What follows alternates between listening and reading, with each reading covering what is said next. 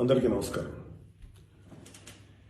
ఒక జనసేన కార్యకర్తగా కాదు, ఒక ప్రభుత్వానికి సంబంధించిన ఎమ్మెల్సీగా కాదు, లేకపోతే ఒక కుటుంబానికి సంబంధించినటువంటి వ్యక్తిగా కాదు, ఒక సినిమా మనిషిగా కాదు, ఒక మామూలు హ్యూమన్ బీయింగ్గా నేను ఈ మాట మాట్లాడుతున్నాను. దీంట్లో ఎవరికైనా సరే వివాదాస్పదం చేయాలనుకుంటే అది మీ వ్యక్తిగత ఇష్టం. కానీ ఒక విషయం మాత్రం మీతో స్పష్టంగా చెప్పాలనుకుంటుంది ఏంటంటే, ఈ మధ్యకాలంలో ఆడపిల్లల వస్త్రధారణ మీద చాలామంది కామెంట్స్ చేస్తున్నారు. ఓపెన్గా మాట్లాడాలంటే ఈ మధ్యకాలంలో శివాజీ మాట్లాడాడు. Shivaji is not my target. ఒకవేళ అతను ఎవరన్నా సరే శివాజీ నా టార్గెట్ అనుకుంటే అది మీ ఇష్టం. కానీ ఒక టైప్ ఆఫ్ మన సమాజంలో ఒక రకమైన రుగ్మత వెళుతుంది. అదేంటంటే moral policing. It's called moral policing. ఎంత మిత్తులో బతుకుతున్నారంటే సామాన్య జనం చాలామంది ఈ మేల్ చావనిస్టిక్ సొసైటీ, మగ అహంకారంతో ఉన్నటువంటి మన సమాజం, ఆడపిల్ల ఎలా ఉండాలి, ఆడపిల్ల వస్త్రధారణ ఎలా ఉండాలి, ఆడపిల్లలు ఎలా మాట్లాడాలి, ఆడపిల్లలు ఏం మాట్లాడాలి, ఏమి మాట్లాడకూడదు, దీని మీద ప్రతి ఒక్కడు, అతను పండితుడు కానించి పామరుడు దాకా ప్రతి ఒక్కడు ఆడపిల్ల ఎలా ఉండాలో మాట్లాడతారు. ఫస్ట్ పాయింట్, దీన్ని మోరల్ పోలీసింగ్ అంటారు. ఇది ఎగెనెస్ట్ కాన్స్టిట్యూషన్. ఒక ఆడపిల్ల ఇలాంటి వస్త్రధారణ చేసుకోకూడదు, ఒక ఆడపిల్ల ఇలాంటి వస్త్రధారణ చేసుకోవాలి అని చెప్పడానికి మీకేం హక్కు ఉంది? ఏ రైట్ ఉంది మీకు? అంటే మగవాడు కాబట్టి ఎవరి గురించి ఏదైనా స్వేచ్ఛగా మాట్లాడతారా?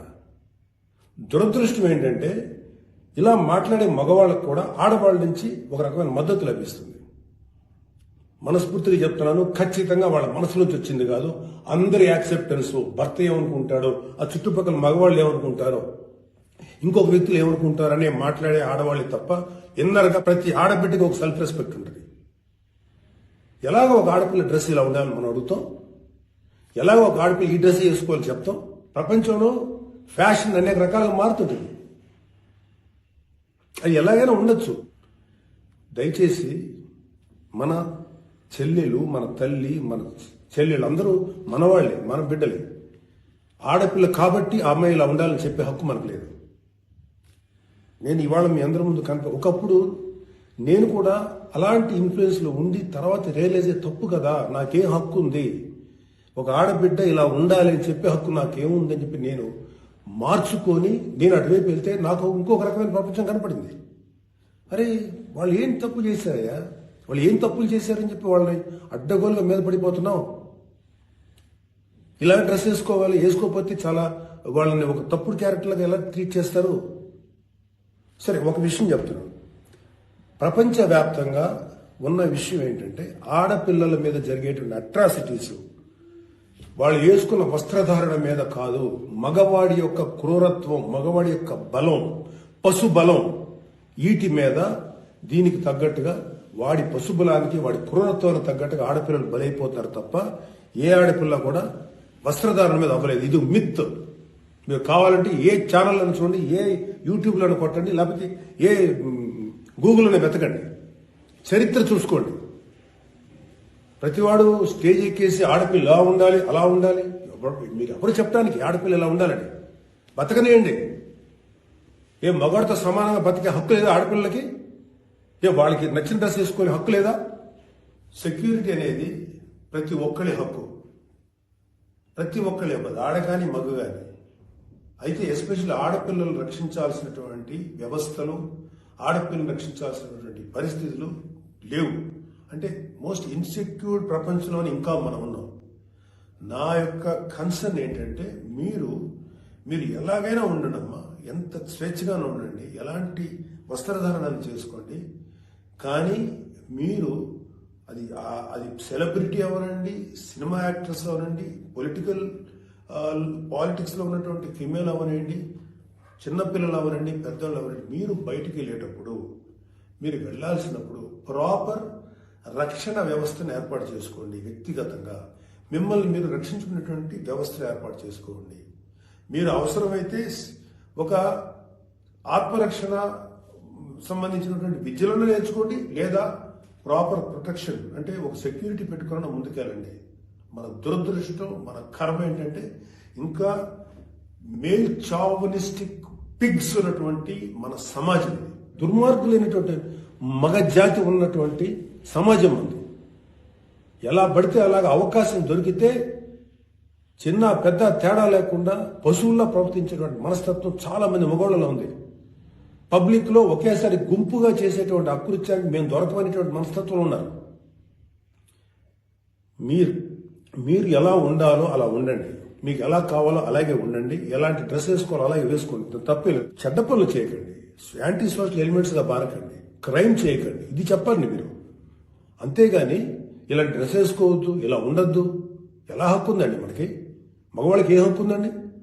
మహా చెప్పాలనుకుంటే అమ్మ మీ మీద ఎవరన్నా అటాక్ చేస్తే తిరిగి కొట్టగలిగేటువంటి శక్తిని సంపాదించుకోండి, డిఫెన్స్ నేర్చుకోండి. ఇది ఒళ్ళంతా బట్టలు కప్పుకున్న ఆడబిడ్డలకి ఇదే వర్తిస్తుంది. ఒక స్టైల్ గానో లేకపోతే ఒక మోడర్న్ గా ఆడుకున్న డ్రెస్ వేసుకున్న ఆడపిల్లలకి ఇదే వర్తిస్తుంది. దీనికి మగవాడి యొక్క చండాలమైనటువంటి మనస్తత్వం చాలా, అంటే నాట్ ఆల్ మేల్, సపోజ్ కొంతమంది క్రూయల్, ఒక ఆడదాన్ని విలాస వస్తువు చూసే ప్రతి మగ వెధవకి చెప్తున్నాం, వాళ్ళకి ఏనా ఒకటే, ఒళ్ళు నిండా బట్టలు కప్పుకున్నా ఒకటే, మోడర్న్ గా స్టైల్ గా బట్టలు వేసుకున్న ఆడది ఒకటే. వాళ్ళు కొంతమంది గురించి ఆడపిల్లలు ఇలా ఉండాలి అలా ఉండాలి చెప్పడానికి ఏంటి? మీరు ఒక్కసారి వడ్డాది పాపయ్య గారి బొమ్మలు చూసారా? మన అజంతా శిల్పాలు చూసారా? చాలా స్టైలిష్ గా మోడర్న్ గా ఉంటాయి. అంటే ఆడదానికి వస్త్రాలంకరణ అనేది ఆయా సమాజాల యొక్క కల్చర్ని బట్టి మారుతుంటది. ప్యాంటు షర్ట్ వేసుకుంటే తప్ప, చుడిదార్ వేసుకుంటే తప్ప, లేకపోతే మోడర్న్ గా మిడ్డీ వేసుకుంటే తప్ప,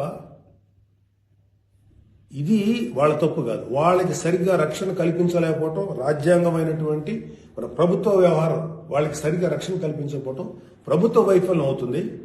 దాన్ని ఎంకరేజ్ చేసి దాన్ని అడ్డుగా తీసుకొని ప్రభుత్వం యొక్క వైఫల్యాన్ని అడ్డుగా పెట్టుకొని దాన్ని చెల్లరిగిపోయే దుష్కర మూకల యొక్క పని తప్ప ఆడపిల్లల తప్పు కాదు. ఆడపిల్లలు వేసుకునే డ్రెస్ వల్ల ఆడపిల్లల మీద అత్యాచారం జరుగుతుందని మీరు మీ పనికి మాలిన కామెంట్లను సపోర్ట్ చేసుకుంటా మాట్లాడే మాట ఇది. మారిపోతుంది సమాజం. ఏఐలోకి వచ్చాం మనం, ఆర్టిఫిషియల్ ఇంటెలిజెన్స్ లోకి వచ్చాం. ఇంకా ఆడపిల్ల ఇలాగ ఉండాలని చెప్పి మనస్తత్వం ఉన్న మగవాళ్ళని ఖండించండి. ఇన్ని కబుర్లు చెప్తున్నారు. నేను ఒకసారి లాంగ్ బ్యాక్ చెప్పాను, ముగ్గురు మహానుభావులు మాట్లాడిన మాటలు చెప్పాను. వాళ్ళు ఇలాగే కామెంట్ చేశారు, అప్పుడు వాళ్ళకి ఆన్సర్ చెప్పారు. ఇప్పుడు మళ్ళీ చెప్తున్నా, ఆడదాన్ని అవమానించిన ఏ ఒక్కడు కూడా బాగుపడలేదు. మన పురాణాల ప్రకారం ద్రౌపదిని నడి సభలో అవమానించిన ప్రతి కౌరవుడు సర్వనాశనం అయిపోయాడు, ఇంక్లూడింగ్ భీష్మాచార్యుడు, ద్రోణాచార్యుడితో సహా. ఇప్పుడు నేను మాట్లాడినాక నాకు 100 కామెంట్లు పెడతారు మీరు, నాకు తెలుసు. అయినా నేను నా వాయిస్ ఓపెన్ చేయకపోతే తప్పు చేసినాను అవుతాను. చాలా మంది ఆడబిడ్డలు వాళ్ళు ఎన్ని బాధలు పడి ఎంత చేసి ఇలా ముందుకు వస్తున్నారు. వాళ్ళకున్న వ్యక్తిగత సమస్యలు ఉంటాయి. ఒక ఆడపిల్లకి సంబంధించినటువంటి ఎన్నో రకాల ఇష్యూస్ ఉంటాయి. అటన్నింటినీ కాదనుకుని సమాజంలో గురించి బతుకుతున్నారు. ఐఏఎస్లు అవుతున్నారు, ఐపీఎస్లు అవుతున్నారు, లేకపోతే పెద్ద పెద్ద పొజిషన్స్లో ఉన్నారు, సినిమా ఇండస్ట్రీలో ఉన్నారు, లేకపోతే క్రియేటివ్ ఇండస్ట్రీలో ఉన్నారు, పెద్ద పెద్ద వ్యాపార సంస్థలో ఉన్నారు. ఆడదాన్ని గౌరవించిన ప్రతి ఒక్కరు గొప్పోడయ్యాడు. వాళ్ళకి గొప్ప గురించి కూడా మాట్లాడారు. రెస్పెక్ట్ ఇవ్వండి అయ్యా మన తోటి ఆడపిల్లలకి. మహా అయితే మీరేం చెప్పాలి ఆడపిల్లలకి? అమ్మా మిమ్మల్ని మీరు ప్రొటెక్ట్ చేసుకునేటువంటి స్థితిలో ఉండండి, మిమ్మల్ని మీరు రక్షించుకోండి, లేదా రక్షణగా మనుషులను తీసుకెళ్ళండి, ఏదో ఒకటి చేయండి. కాకపోతే ఏంటంటే మీకు ఇంత చుట్టుపక్కల ఇంత కరుడు కట్టినటువంటి దుర్మార్గమైన కామాంధులైనటువంటి సమాజంలో కొంతమంది ఉన్నప్పుడు వాళ్ళని మిమ్మల్ని మీరు రక్షించకుండా ఏర్పాటు చేసుకోండి. మీకు ఒక తమ్ముడు గానో, ఒక అన్నగానో, ఒక తండ్రి గానో, ఒక సోదరుడు గాను ఇది నా రిక్వెస్ట్ తప్ప మీరు ఇలా ఉండాలని మాత్రం చెప్పటం పెద్ద క్రైమ్. ఆడపిల్లలు ఉండాలని చెప్పేది పెద్ద క్రైమ్, వెరీ బిగ్ మిస్టేక్. ఇది ఇలాంటి దాన్ని మాట్లాడినందుకు ఒక వ్యక్తి యొక్క వ్యక్తిత్వం పక్కన పెడితే ఇలాంటి మాట్లాడినందుకు ఈ మాటలు సపోర్ట్ చేసేటువంటి స్త్రీల గురించి నాకు బాధ అనిపిస్తుంది. ఇలా మాట్లాడతారా? మీ తోటి ఆడపిల్లను ఒకడెవడో అంటే వాడికి సపోర్ట్ చేస్తారా? మీరు అలాంటి దుర్మార్గమైనటువంటి ఆలోచన సపోర్ట్ చేస్తారా? కమాన్, మా బయటకు వచ్చి ఓపెన్ చేయండి, మీ మౌత్, మీ వాయిస్ ఓపెన్ చేయండి, ఫైట్. ఈ చాదస్తపు మెంటాలిటీ ఉన్నటువంటి మగ వెధవులకి ఇలాంటి ఆలోచించే సన్నాసులకి, అలాగే ఇలాగ దాన్ని సపోర్ట్ చేసే పిచ్చి వాళ్ళు ఆడవాళ్ళు, ఆ మగవాళ్ళ యొక్క అణిసివేతకు గురైతున్న ఆడవాళ్ళు మాట్లాడే మాటలకి మీరు ఎదురించి మాట్లాడమ్మా. Please come and voice out. ఎంతసేపటికి సమాజంలో ఇలాగా ఆడబిడ్డలు విక్టిమ్స్ అయిపోయారు, ఎన్ని రకాలుగా అవమానించబడుతున్నారు, హింస చేయబడుతున్నారు, హింస పెట్టబడుతున్నారు. వాళ్ళని మీరు సపోర్ట్ చేయాలి. వాళ్ళని సపోర్ట్ చేయకుండా వాళ్ళ మీద అట్రాసిటీస్ చేసే వాళ్ళని సపోర్ట్ చేస్తారేంటి? ఆడబిడ్డలు కదా, ఎవరైతే నష్టపోయారో వాళ్ళు కదా మీరు సపోర్ట్ చేయాలి. ఒక మాల్లో ఒక ఆడబిడ్డ మీద అవమానించిన ఆ మగాళ్ళని కెమెరాలో పట్టుకొని ఎవడెవడో ఎరగదీసి మక్కిలు ఎరగదీసి చెప్పుతో సెంటర్లో కొట్టుకుంటూ తీసుకెళ్లాలి కదా. అది కదా మీరు చేయాల్సిన పని. వాళ్ళని అడగాలి కదా, వాళ్ళని శిక్షణ చెప్పాలి కదా. నువ్వు జాగ్రత్తగా ఉండి ఎంత జాగ్రత్తగా ఉండాలి, ఎందుకు ఉండాలి? ఇప్పుడు ప్రతిసారి ఎప్పుడు విక్టిమ్ అయిపోయిన ఆడబిడ్డల మీదే మీరు క్రైమ్ నేరం మోపుతుంటే, వాళ్ళే తప్పు అంటుంటే అంటే పర్లేదు, ఆడబిడ్డల మీద క్రైమ్ చేసిన తప్పలేదు, వాళ్ళు జాగ్రత్తగా ఉండాలి, మగవాళ్ళు మాత్రం ఏమనకూడదా? వాళ్ళకి చెప్పండి. దుర్మార్గం చేసిన ఆడబిడ్డల మీద దుర్మార్గం చేసిన మగవేదలు చెప్పు తీసుకుంటా మాట్లాడండి మీరు దమ్ముంటే. అంతేగాని ఎవరైతే నష్టపోయారో వాళ్ళను అనకండి. ఆ స్థానంలో మన బిడ్డలుంటే ఎంత బాధపడతామో అది ఆలోచించండి. ఈ మోరల్ పోలీసింగ్ నుంచి మీరు బయటపడేదాకా మీరు మనుషులు కాదు. Moral policing is a bloody nasty thing. ప్రపంచం అంతా ఆడబిడ్డలంతా సఫర్ అవుతుంది మోరల్ పోలీసింగ్. ఈ మోరల్ పోలీసింగ్ ఎక్కువ ఆడపిల్లల మీద రుద్దపడుతుంది. ప్రపంచవ్యాప్తంగా ఆడపిల్లల మీద రుద్దపడుతుంది. ఎవరైతే సమాజంలో గొప్పగా మాట్లాడుకున్న వ్యక్తులు ఉన్నారో వాళ్ళకి చెప్పండి. వాళ్ళందరూ వచ్చి మాట్లాడాల్సిన అవసరం ఉంది. ఎంతకాలం ఆడపిల్లల మీద ఈ అణిచివేత మీరు అవలంబిస్తారు? ఎంతకాలం వాళ్ళు అణిచివేస్తారు? అలా అని చెప్పి సాంప్రదాయాలు వదలమని చెప్పలా. మీరు సాంప్రదాయాలు ఫాలో అవ్వండి, రిచువల్స్ ఫాలో అవ్వండి, మీ గౌరవనీయమైన మీ మతాల్ని ఫాలో అవ్వండి. కానీ స్వేచ్ఛ, డ్రెస్ అనేది ఒక వ్యక్తిగత స్వేచ్ఛ. ఒక ఆడపిల్ల ఎలా కనపడాలి, అందంగా కనపడాలి అనుకోవటం తప్పులేదు. అది అమ్మాయి యొక్క వ్యక్తిగత విషయం. అమ్మాయి మితిమీరి ప్రవర్తిస్తే లా అండ్ ఆర్డర్ ఉంది, లా అండ్ ఆర్డర్ చూసుకుంటుంది. అలాంటి ఆడపిల్లలకి రక్షణ కల్పించడంలో విఫలమైనటువంటి రక్షణ వ్యవస్థ ఏమో తప్పు అవుతుందేమో, కానీ ఆడపిల్లలు తప్పు కాదు. ఆడబిడ్డలకి నాలాంటి వాళ్ళు కొంతమంది ఉన్నాం, ఇంకా చాలా మంది ఉన్నాం. అదే చెప్తున్నాను, మీకోసం మేము ముందుకు వస్తాం, మాట్లాడతాం.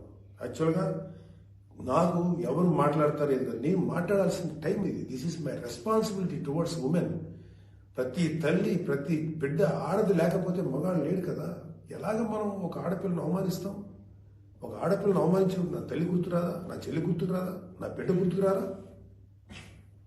ఇదే చెప్తున్నాను. ఇలాగ ఎవడైతే సమాజంలో ఆడపిల్ల ఇలా ఉండాలని చెప్పారో వాళ్ళకి చెప్పు తీసుకొట్టేలాగా మీరు సమాధానం చెప్పకపోతే, ఇప్పటికైనా మీరు వాయిస్ అవుట్ చేయకపోతే మిమ్మల్ని మీరే నష్టపరుచున్నట్టమ్మా.